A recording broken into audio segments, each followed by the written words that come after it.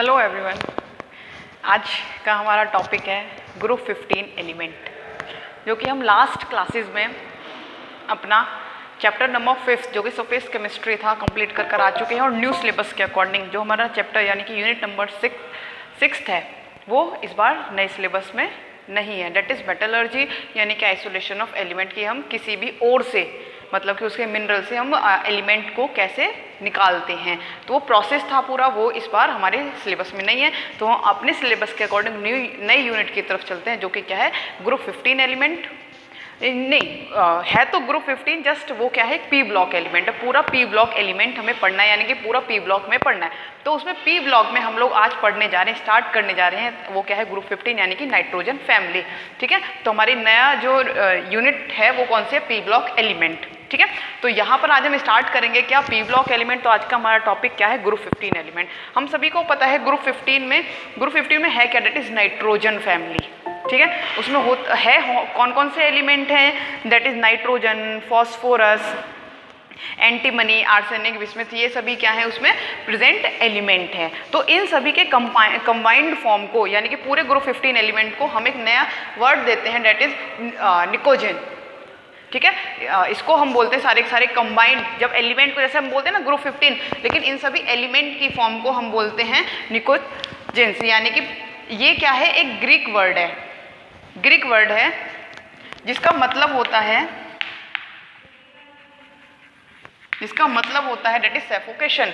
ठीक है, तो आज हम इन्हीं एलिमेंट्स के बारे में पढ़ने जा रहे हैं। तो सबसे फर्स्ट हम बात करते हैं डेट इज अक्रेंस, यानी कि ये हमें मिलते कहाँ हैं, किस फॉर्म में मिलते हैं। तो आज हम फर्स्ट पढ़ने जा रहे हैं डेट इज क्या है नाइट्रोजन फैमिली। तो आज हम सिर्फ और सिर्फ किसकी बात करेंगे, नाइट्रोजन ग्रुप की ही बात करेंगे, ग्रुप 15 की बात करेंगे। तो सबसे फर्स्ट हम देखते हैं अक्रेंस की हमें मिलते कहाँ हैं। हम सभी को पता है नाइट्रोजन है क्या, नाइट्रोजन सिर्फ और सिर्फ N यानी कि नाइट्रोजन एलिमेंट फॉर्म में हमें नहीं मिलती है, ये क्या कंबाइंड फॉर्म में मिलती है, किसकी, दूसरे एलिमेंट से जब ये कंबाइन करके बना लेते हैं, डेट इज N2। और हम इसको जानते हैं किसके नाम से, ये क्या है एक नाइट्रोजन गैस है जो हमारे चारों तरफ भी प्रेजेंट होती है इन्वायरमेंट में। ऑलमोस्ट 78% ये क्या होती है हमारे इन्वायरमेंट में हमारे चारों तरफ प्रेजेंट होती है। लेकिन अगर हम जब अर्थ क्रस्ट की बात करते हैं कि अर्थ क्रस्ट में कौन से नंबर पर आती है, तो ये 33 नंबर पर आती है। मतलब ये इतनी ज़्यादा अर्थ क्रस्ट में हमें नहीं मिलती है नाइट्रोजन, ये क्या है इतनी ज़्यादा परसेंटेज में अर्थ क्रस्ट में नहीं मिलेगी, 33 नंबर पर ये हमें मिलती है। यानी कि इससे पहले 32 एलिमेंट और ज़्यादा होते हैं ज़्यादा परसेंटेज में, किससे, नाइट्रोजन से ज़्यादा परसेंटेज में। तो हम ये कह सकते हैं अर्थ क्रस्ट में इसकी परसेंटेज ज़्यादा नहीं है। लेकिन ये है क्या, ये हमें सिर्फ और सिर्फ क्या मिलेगी, नाइट्रेट्स की फॉर्म में मिलेगी। ऐसे ही खुला हमें नहीं मिलती है कि हम जाएँ कहीं अर्थ क्रस्ट में जाएँ और क्या करें नाइट्रोजन को निकालना है, तो ऐसा नहीं होता है। ये सभी हमारे एलिमेंट क्या होते हैं, कंबाइंड फॉर्म में प्रेजेंट होते हैं, मिनरल फॉर्म में प्रेजेंट होते हैं। तो उससे हमें एक्सट्रैक्ट करना पड़ता है, उससे हमें निकालना पड़ता है क्या, एलिमेंट्स को। अगर हम नाइट्रोजन के मिनरल की बात करते हैं तो ये सिंपल क्या है, अपने नाइट्रेट्स की फॉर्म में प्रेजेंट होती हैं, फिर चाहे वो पोटेशियम नाइट्रेट हो, सोडियम नाइट्रेट्स हो। ठीक, तो ये क्या है हमें सिर्फ और सिर्फ नाइट्रेट्स की फॉर्म में मिलता है, किसमें, अर्थ क्रस्ट में। नेक्स्ट एलिमेंट है हमारा फॉस्फोरस। अगर हम फॉस्फोरस की बात करते हैं तो उसको रिप्रेजेंट करते हैं हम कैपिटल P से, कैपिटल P से रिप्रेजेंट करते हैं। और ये काफ़ी क्या होता है, रिएक्टिव होता है।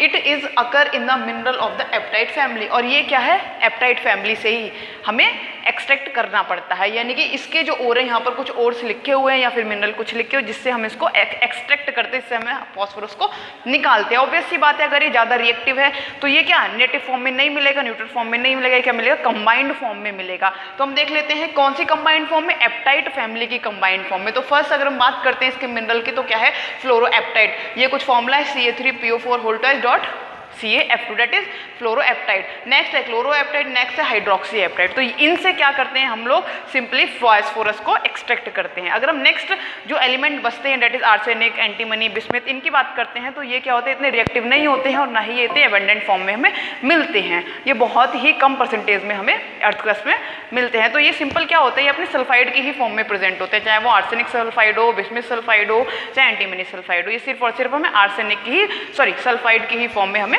मिलते हैं। तो ये हुई इनके अक्रेंस की बात कि आखिर हम एलिमेंट को कहाँ से प्राप्त करते हैं, वो हमें कहाँ से मिलते हैं, कैसे उन्हें एक्सट्रैक्ट करते हैं, कितनी परसेंटेज में प्रेजेंट होते हैं। तो ये हुई कुछ उनके अक्रेंस की बात। अब हम नेक्स्ट बात कर लेते हैं अपना प्रॉपर्टीज़ की बात। तो हम फर्स्ट प्रॉपर्टी की बात करते हैं, दैट इज इलेक्ट्रॉनिक कॉन्फ़िगरेशन। तो इलेक्ट्रॉनिक कॉन्फ़िगरेशन की बात करते हैं फर्स्ट। हम सभी को पता है ये अगर पी ब्लॉक एलिमेंट की अगर हम बात कर रहे हैं तो ऑब्वियस सी बात है जो इसका लास्ट वैलेंस इलेक्ट्रॉन होगा वो किसमें, पी ब्लॉक में ही फिल होगा, सॉरी पी ऑर्बिटल में ही फिल होगा, तभी तो इसे पी ब्लॉक एलिमेंट कहा जा रहा है। ओके, तो हम देख लेते हैं, यहाँ पर सारे एलिमेंट लिखेंगे और वन बाय वन उसका इलेक्ट्रॉनिक कॉन्फ़िगरेशन पता कर लेंगे।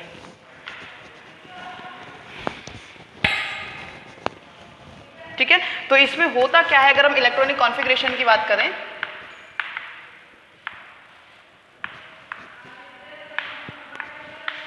इलेक्ट्रॉनिक कॉन्फ़िगरेशन किसके, नाइट्रोजन, फॉस्फोरस, ये है P block, sorry 15 group element, nitrogen, phosphorus, arsenic, antimony and bismuth. सबसे फर्स्ट इनके इलेक्ट्रॉनिक कॉन्फ़िगरेशन की बात कर लेते हैं, तो इनका कॉमन इलेक्ट्रॉनिक कॉन्फ़िगरेशन क्या होता है, दैट इज NS2Np3। तो ये जो लास्ट इलेक्ट्रॉन है, वैलेंस इलेक्ट्रॉन है, आप देख रहे हो पी ऑर्बिटल में फिल हो रहे हैं। इन सभी का ही कॉमन जो लास्ट इलेक्ट्रॉनिक कॉन्फ़िगरेशन होगा वो यही होगा, बस ये जो n की वैल्यू यानी कि एनर्जी शेल की वैल्यू ये बढ़ती चली जाएगी due to increase in the number of the electron. जैसे नंबर ऑफ इलेक्ट्रॉन बढ़ेंगे क्या होगा, एनर्जी शेल की वैल्यू भी बढ़ती चली जाएगी। तो आप देख रहे हैं सभी पी ऑर्बिटल में भरे हुए हैं, तो इसीलिए हम इन्हें पी ब्लॉक में कंसीडर करते हैं इन सभी एलिमेंट्स को। तो ऑब्वियस सी बात है, अगर हम यहाँ बात करते हैं ये कितने इलेक्ट्रॉन के साथ होता है, दैट इज 7 इलेक्ट्रॉन के साथ। तो इलेक्ट्रॉनिक कॉन्फ़िगरेशन क्या हो जाएगा, 1s2, 2s2 और 2p3। तो आप देख रहे हैं नाइट्रोजन में 7 इलेक्ट्रॉन होते हैं और जो लास्ट इलेक्ट्रॉन फिल हो रहे हैं वो s ऑर्बिटल में है और p ऑर्बिटल है, बस यहाँ n की वैल्यू चेंज हो रही है। तो यहाँ इसी तरीके से आप और सारे एलिमेंट में भी देखेंगे। अगर हम बात करते हैं नेक्स्ट फॉस्फोरस, दैट इज 15, तो जब आप इसको भी फिल करेंगे तो ये कैसा आ जाएगा, 1s2, 2s2, 2p6, 3s2 और 3p3 हो गए 15। हाँ जी, ये क्या हो चुके हैं, टोटल 15 यहाँ पर हो चुके हैं। तो आपको यहाँ पर भी दिख रहा होगा जो लास्ट इलेक्ट्रॉन है ये S में और किसमें, P में फिल हुए हैं, वही है S2 है तो P3 ही रहेगा।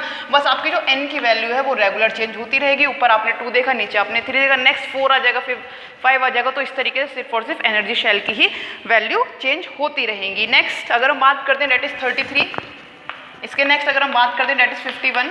तो इस तरीके से जब आप इनका भी चेकआउट करेंगे इलेक्ट्रॉनिक कॉन्फ़िगरेशन 33 और 51 के अकॉर्डिंग, तो आप देखेंगे यहाँ पर भी जो लास्ट इलेक्ट्रॉन फिल हो रहे हैं वो भी क्या है, P और S में ही फिल हो रहे होंगे, S2 और P3 के ही साथ फिल हो रहे होंगे। लेकिन अगर एनर्जी शेल की बात करते हैं तो ऑब्वियस सी बात है, हम लोग जानते ही हैं, पहले से 11 में पढ़कर आए हैं, जैसे जैसे हमारे एलिमेंट बढ़ते चले जाते हैं वैसे ही एनर्जी शेल उनके इंक्रीज होते चले जाते हैं। तो यहाँ पर अगर हम S और P की बात करते हैं तो ऑब्वियस सी बात है यहाँ 4 आएगा, और SB के एलिमेंट की बात करते हैं तो यहाँ पर क्या आ जाएगा, 5s2, 5p3। और नेक्स्ट बिस्मथ की बात करेंगे तो यहाँ एनर्जी शेल हो जाएगा 6। इस तरीके से आप लास्ट इलेक्ट्रॉन वैलेंस शेल देखेंगे जब आप इनको इलेक्ट्रॉनिक कॉन्फ़िगरेशन के फॉर्म में लिखेंगे। तो यहाँ पर आप देख रहे हैं सभी का जो लास्ट इलेक्ट्रॉन है यानी कि वैलेंस इलेक्ट्रॉन है सारे के सारे क्या, सेम p ऑर्बिटल में 3 के साथ हैं, इसीलिए ये p ब्लॉक एलिमेंट में इनको हम कंसीडर करते हैं। तो आई होप कि ये क्या आपको क्लियर हो गया होगा कि इलेक्ट्रॉनिक कॉन्फ़िगरेशन कैसे हम इनका डिफाइन करते हैं। तो हम नेक्स्ट चलते हैं नेक्स्ट प्रॉपर्टीज़ की तरफ, दैट इज़ फिजिकल प्रॉपर्टीज़। ठीक है, फिजिकल प्रॉपर्टीज़ की तरफ चलेंगे। कॉमन से है जो हम अपने 11th क्लास में पढ़कर आ चुके हैं, वही एटॉमिक साइज, एटॉमिक रेडियाई, वही चीज़ हमें इस टाइम पढ़नी है। तो फर्स्ट हम बात कर लेते हैं, ये सभी क्या है, एटॉमिक प्रॉपर्टी, एटॉम की प्रॉपर्टीज़। एटॉमिक प्रॉपर्टी की बात करते हैं, सबसे ही फर्स्ट हम बात कर लेते हैं एटॉमिक रेडियाई। तो हम पहले ही पढ़कर आ चुके हैं एटॉमिक रेडियाई के बारे में। जैसे जैसे नंबर ऑफ इलेक्ट्रॉन बढ़ेंगे, जैसे जैसे नंबर ऑफ इलेक्ट्रॉन बढ़ेंगे एनर्जी शेल की भी वैल्यू बढ़ती चली जाएगी, और अगर एनर्जी शेल की वैल्यू बढ़ रही है तो ऑब्वियस सी बात है एटम का साइज क्या हो रहा है, इंक्रीज हो रहा है। तो हम यहाँ क्या कह सकते हैं कि जैसे जैसे हम ग्रुप में नीचे की तरफ जाएंगे यानी कि डाउन जाएंगे तो ये क्या हो जाएगा, अप टू डाउन जाएंगे, एटॉमिक रेडियाई या फिर एटॉमिक साइज इंक्रीज होगा, एटॉमिक साइज इंक्रीजेज। और वहीं पर हम सेकेंड की बात करते हैं आयनिक रेडियाई। तो ऑब्वियस सी बात है अब हमने उस एटम को आयन फॉर्म में कन्वर्ट कर दिया है। तो सिर्फ एक एटम को नहीं करा, सारे एटम को कन्वर्ट किया है। तो यहाँ पर जैसे एटॉमिक साइज की हमने बात की थी कि एनर्जी शेल इंक्रीज हो रहा है तो एटॉमिक साइज इंक्रीज होगा। तो यहाँ पर भी क्या है, यहाँ आयनिक रेडियाई भी इंक्रीज होगी अप टू डाउन जाने पर। अगर हम नेक्स्ट प्रॉपर्टी की बात करते हैं that is ionization enthalpy.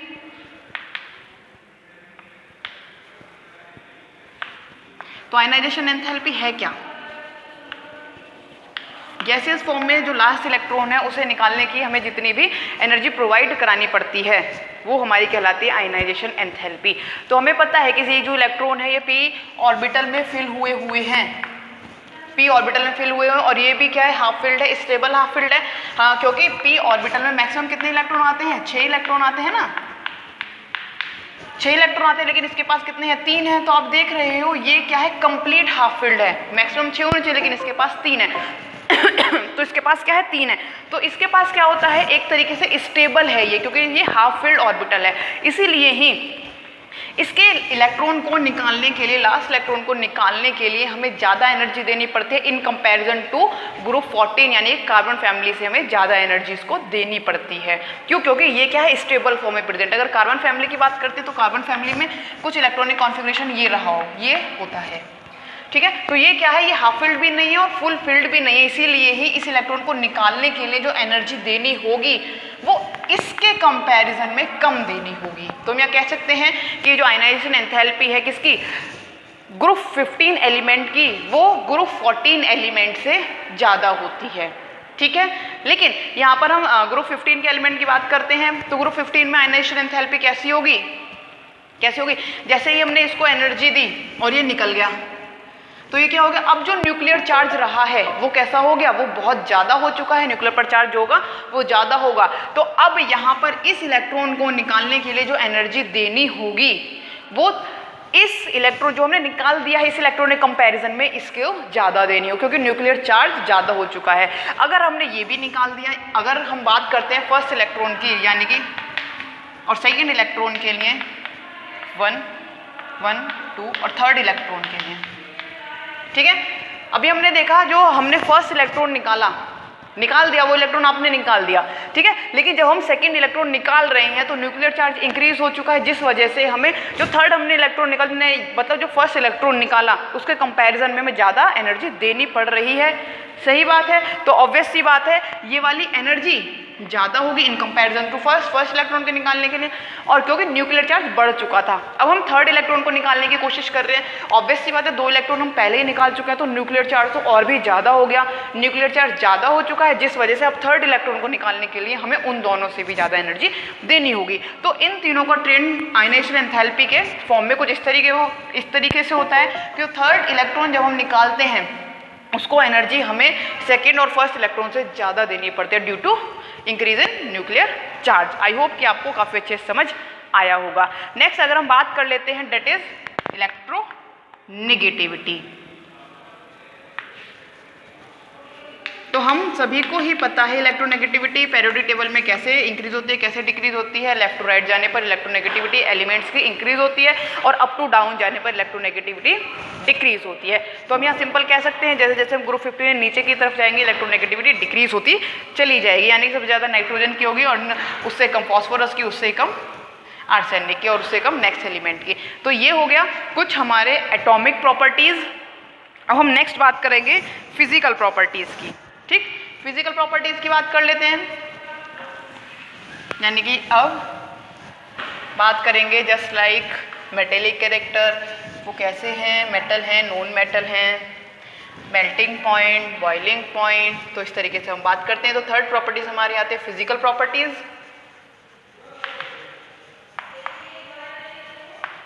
First बात करते हैं इसमें कौन सी, मेटेलिक कैरेक्टर। मेटेलिक कैरेक्टर तो हम सभी को पता है, हम 11th क्लास में काफ़ी अच्छे से पढ़ कर आए हैं मेटेलिक कैरेक्टर कैसे अब पेरियोडिक टेबल में कैसे चेंज होता है। तो मेटेलिक कैरेक्टर हमारा चेंज होता है जब हम पेरियोडिक टेबल में लेफ़्ट टू राइट जाते हैं तो मेटेलिक कैरेक्टर क्या होता है, डिक्रीज होता चला जाता है और अप टू डाउन जाते हैं तो मेटेलिक कैरेक्टर हमारा इंक्रीज होता चला जाता है। फिर से सुनेंगे, जैसे ही हम पीरियोडिक टेबल में लेफ्ट टू राइट जाते हैं तो मेटेलिक कैरेक्टर क्या होता है, डिक्रीज होता है, लेकिन जैसे ही अप टू डाउन जाते हैं तो मेटेलिक कैरेक्टर हमारा इंक्रीज होता है। इसीलिए ही हम एस ब्लॉक के कंपैरिजन में पी ब्लॉक को क्या कहते हैं, that's they all are non metal. क्यों? क्योंकि जैसे हम लेफ्ट टू राइट जा रहे हैं तो मेटेलिक कैरेक्टर डिक्रीज हो रहा है। तो पी ब्लॉक की बात करते हैं तो ऑब्वियस सी बात है ये सारे नॉन मेटल, लेकिन फिर भी अगर हम पूरे 15 ग्रुप के एलिमेंट को कंपेयर करें तो कौन ज़्यादा मेटेलिक है, कौन ज़्यादा नॉन मेटेलिक है। तो हम सिंपल है, अप टू डाउन जा रहे हैं तो अप टू डाउन जाने पर मेटेलिक कैरेक्टर इंक्रीज होता है। तो यहाँ पर हम क्या कह सकते हैं कि जो सबसे ज़्यादा मेटल हो ग्रुप 15 में वो कौन सा होगा, लास्ट एलिमेंट होगा, और जो नॉन मेटल होगा सबसे ज़्यादा वो क्या होगा, फर्स्ट एलिमेंट होगा। तो नाइट्रोजन की बात कर लेते हैं तो ये कैसा है, नॉन मेटल है, और अगर हम बिस्मिथ की बात करते हैं तो वो कैसा होगा, हमारा मेटल होगा। तो आई होप कि मेटेलिक कैरेक्टर आपको काफ़ी अच्छे समझ आ चुका होगा। अगर हम नेक्स्ट प्रॉपर्टी की बात करते हैं that is melting and boiling point.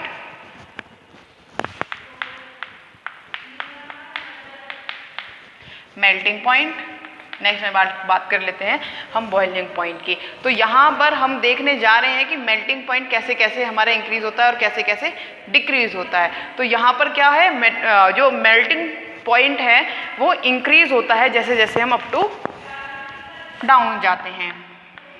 Increase N2 AS, ठीक।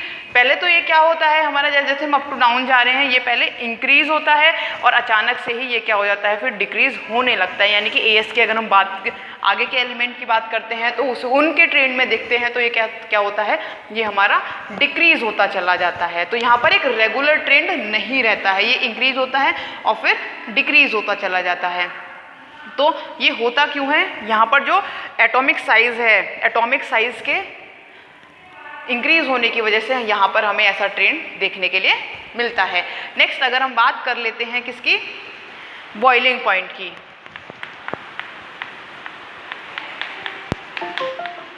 बॉइलिंग पॉइंट, तो बॉइलिंग पॉइंट सिंपल सी बात है ये क्या होगा, इंक्रीज ही रहेगा, क्योंकि हम एक बेसिक सा कॉन्सेप्ट है बॉइलिंग पॉइंट के लिए। जैसे जैसे हमारा एटॉमिक यानी कि मास, सिंपल सी बात, जैसे जैसे हमारा मास इंक्रीज होता चला जाता है हम कहते हैं बॉइलिंग पॉइंट भी इंक्रीज होता चला जाता है। तो इसीलिए हम क्या कहेंगे, एक सिंपल है कि वो इंक्रीज होगा कैसे, अप टू डाउन, यानी कि नाइट्रोजन टू बिस्मिथ, ठीक है। तो यहाँ पर इस चीज़ को, मेल्टिंग पॉइंट को हमने ये कहा था कि पहले इंक्रीज होता है देन फिर ये डिक्रीज होने लगता है, then decrease Sb2 Bi due to atomic size के, एटॉमिक साइज यहाँ हमारा इंक्रीज होता चला जाता है इस वजह से। और यहाँ पर एक न्यू वर्ड जुड़ता है that is inert pair effect. जो मेन रीजन है वो क्या है, इनर्ट पेयर इफेक्ट है, इनर्ट पेयर इफेक्ट, ठीक है। तो इस पेयर इफेक्ट को हम आगे काफ़ी अच्छे से पढ़ने वाले हैं कि आखिर ये है क्या इनर्ट पेयर इफेक्ट। तो अभी क्या है, सिर्फ इतना समझ लीजिए मेल्टिंग पॉइंट क्या होता है, पहले इंक्रीज होता है देन फिर डिक्रीज होता है due to inert pair effect. तो यहाँ बॉइलिंग पॉइंट की बात हो चुकी है। अगर हम यहाँ बात कर लेते हैं नेक्स्ट प्रॉपर्टी की दैट इज डेंसिटी। डेंसिटी, तो डेंसिटी क्या है, सिंपल सी बात है, ये क्या होगी, इंक्रीज होती चली जाएगी नाइट्रोजन टू बिस्मिथ। अब हम बात करते हैं नेक्स्ट जो कि सबसे ही मेन है, इंक्रीजेस नाइट्रोजन टू बिस्मिथ। जो सबसे ही मेन है वो हमें पढ़नी है काफ़ी डिटेल में, वो क्या है, हमारी केमिकल प्रॉपर्टीज़। और अगर हम इसमें ही फिजिकल प्रॉपर्टी में बात कर लेते हैं एलोट्रॉप्स की, तो ऑब्वियस सी बात है ये क्या मिलते हैं, काफ़ी इनके एलोट्रॉप्स भी देखने के लिए मिलते हैं, ठीक है। नेक्स्ट जो हमारे लिए ज़्यादा इंपॉर्टेंट है, जो आपको बहुत अच्छे से पढ़ने भी हैं, वो है हमारी केमिकल प्रॉपर्टीज़। तो हम नेक्स्ट वीडियो में स्टार्ट करेंगे chemical properties of group 15 element. तो आई होप कि आपको आज के वीडियो और जो ये आज का टॉपिक था जो कि सिर्फ बेसिक था, ये सिर्फ आपको पता होनी चाहिए कि ये हमारे किस फॉर्म में प्रेजेंट होता है और ये हम कैसे एक्सट्रैक्ट करते हैं। ये सिर्फ आपका बेसिक था, क्या इनका इलेक्ट्रॉनिक कॉन्फ़िगरेशन होता है, ये आपको पता होना ही चाहिए। तो ये चीज़ आज हमने सिर्फ इनिशिएट की है चीज़, और हम नेक्स्ट वीडियो में जो हमारे लिए इंपॉर्टेंट है काफ़ी, वो स्टार्ट करने वाले हैं केमिकल प्रॉपर्टीज़। तो आई होप कि आपको आज का वीडियो अच्छा लगा होगा और क्या समझ भी आया होगा। तो नेक्स्ट वीडियो में मिलते हैं नए टॉपिक के साथ। Till then thank you student, take care.